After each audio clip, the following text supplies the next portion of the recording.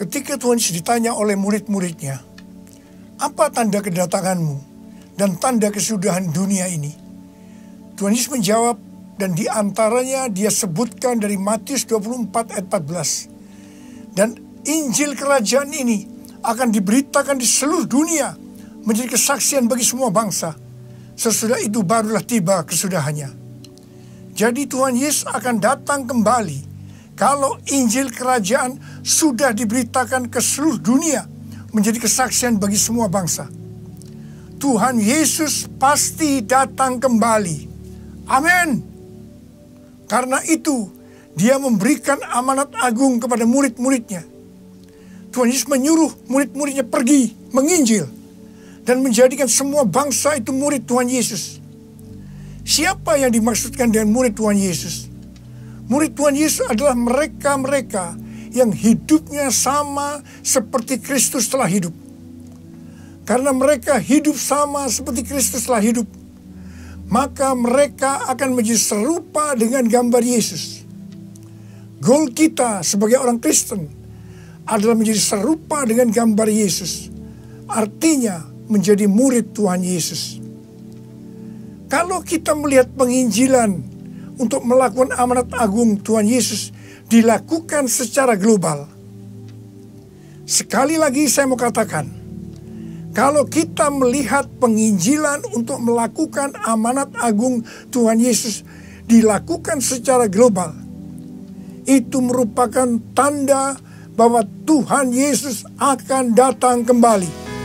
Aku percaya berkat-Mu atasku melimpah, kebajikan, kemurahan selalu mengikutiku. Ku puji, ku sembah Kau Tuhan. Ku puji, ku sembah Kau Tuhan. Ku puji, ku sembah Kau Yesus. Kita baru saja menyelesaikan puasa nasional selama 40 hari. Dari tanggal 1 Maret sampai dengan 9 April 2020. Puasa ini diumumkan oleh Jaringan Doa Nasional dengan persetujuan aras-aras nasional di Indonesia, yang menjadikan puasa ini puasa nasional untuk menyambut Paskah. Pada tanggal 2 Maret 2020, berarti sehari setelah memulai puasa, Bapak Presiden Jokowi mengumumkan bahwa COVID-19 masuk ke Indonesia. Jadi selama 40 hari berpuasa, hal-hal ini yang terjadi. COVID-19 sebagai pandemi yang menyebar ke seluruh dunia. Hidup sudah tidak nyaman lagi karena tidak banyak pilihan. Di rumah saja. Kita dikejutkan oleh berita banyak orang-orang yang kita kenal terinfeksi COVID-19 dan tidak sedikit dari mereka yang meninggal. Ekonomi dunia mulai memasuki resesi. Banyak orang-orang yang kehilangan pekerjaan. Orang-orang dalam keadaan ketakutan, kekhawatiran, dan kepanikan. Saya akan sharing apa yang melatar belakangi puasa nasional 40 hari ini.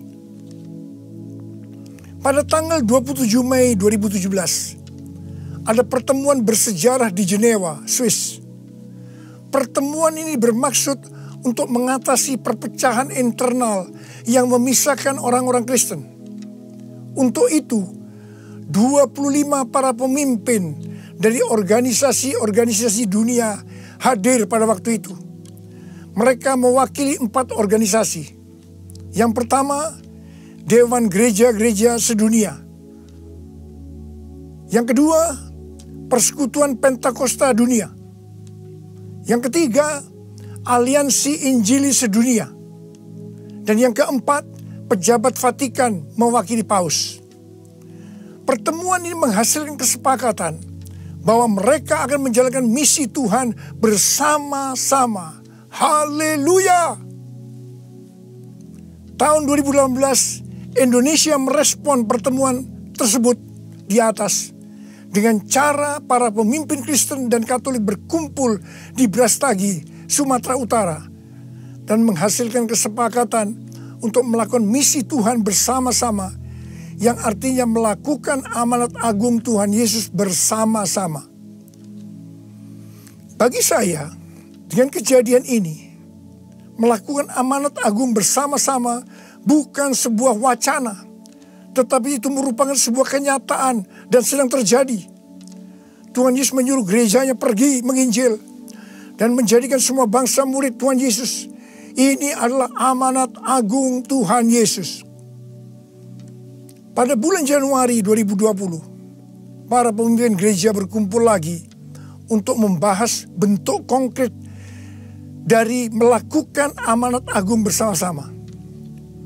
Para pemimpin yang hadir dalam pertemuan itu tersentak ketika saya bersaksi bahwa saya diundang ke Brasil untuk acara The Sun Brasil, karena ada kegerakan anak-anak muda yang fenomenal.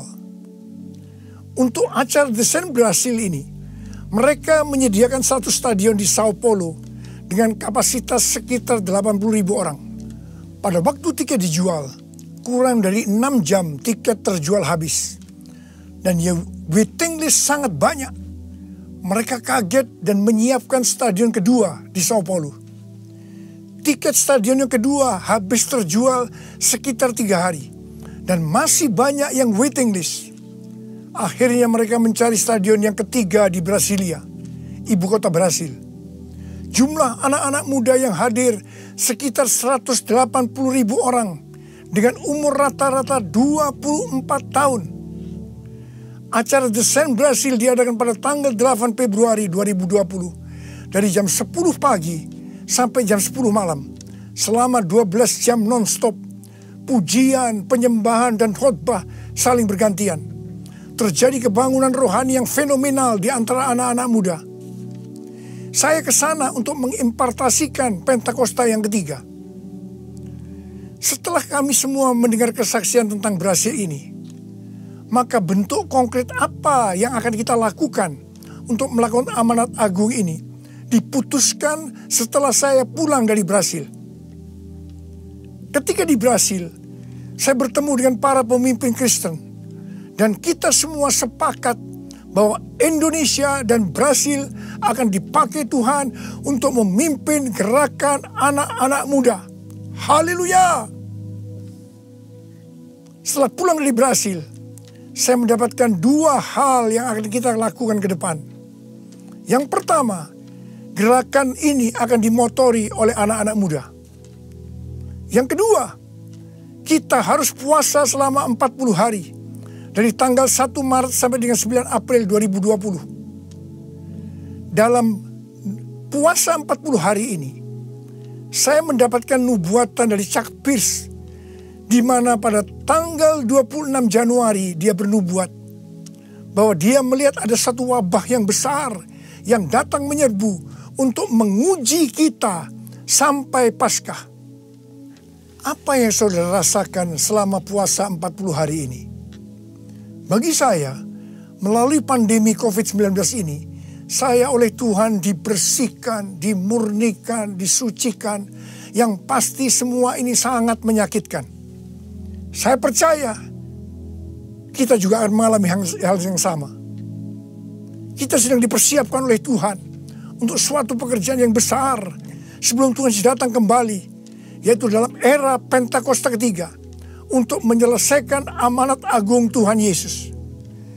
Saya akan mengajak saudara untuk melanjutkan puasa ini dari tanggal 10 April sampai 28 Mei 2020. Cindy Jacob bernubuat dalam acara Global Communion Service bahwa dari Paskah sampai peringatan hari Pentakosta, Tuhan akan mempersiapkan gerejanya untuk memasuki Pentakosta ketiga, di mana akan terjadi penuaian jiwa yang luar biasa. Mujizat-mujizat akan terjadi di seluruh dunia. Kesembuhan juga terjadi luar biasa. Pohon-pohon yang berbicara tentang bangsa-bangsa akan digoncang-goncang. Dan buah dari pohon itu, yaitu tuaian, akan jatuh. Dan dikatakan, Jangan sampai buah itu membusuk. Chuck Pierce juga bernubuat bahwa dengan tuntunan Tuhan selama 49 hari dari Paskah sampai Pentakosta, kita harus mendeklarasikan kemenangan. Kita memasuki peperangan rohani melawan iblis. Chuck Pierce minta agar secara profetis kita menumpangkan tangan pada bagian belakang pintu masuk rumah kita dan menghardik kuasa kegelapan yang akan menyerang keluarga kita. Kita katakan, pergi di dalam nama Tuhan Yesus. Darah Tuhan Yesus melindungi kita. Akan terjadi pemulihan kasih karunia Tuhan. Dan akan terjadi gerakan pengampunan yang dahsyat melalui gerejanya. Saya percaya itu akan membuat gereja Tuhan menjadi satu. Unity. Karena gereja Tuhan harus unity. Gereja Tuhan harus menjadi satu hati. Gereja tidak boleh saling menjelekkan. Gereja tidak boleh saling menghakimi. Gereja tidak boleh saling menuduh. Gereja tidak boleh saling menyerang. Karena sesuai dengan Yohanes 17, bahwa unity atau kesatuan hati adalah kunci utama untuk penuaian jiwa. Dan kita sekarang sedang menyelesaikan amanat agung. Setelah itu Tuhan Yesus datang kembali. Mari angkat tangan saudara, kita berdoa. Tuhan, Engkau ingatkan hari-hari ini. Kami di tengah-tengah era Pentakosta ketiga. Kami diminta oleh Tuhan, disuruh oleh Tuhan untuk menyelesaikan amanat agung Tuhan Yesus. Ya Bapa, Engkau menghendaki kami bersatu, menjadi satu hati, unity. Karena unity adalah kunci utama untuk penuaian jiwa. Bapa, Hamba berdoa buat rekan-rekan kami semua. Gereja-gereja Tuhan yang ada di Indonesia. Biar kami semua unity, satu hati untuk menyelesaikan amanat agung Tuhan Yesus. Berkati kami semua. Tuhan, anak-anak-Mu diberkati. Engkau menyembuhkan mereka yang sakit. Sembuh dalam nama Yesus. Sembuh dalam nama Yesus. Sembuh dalam nama Yesus. Terima kasih Tuhan. Dalam nama Yesus kami berdoa.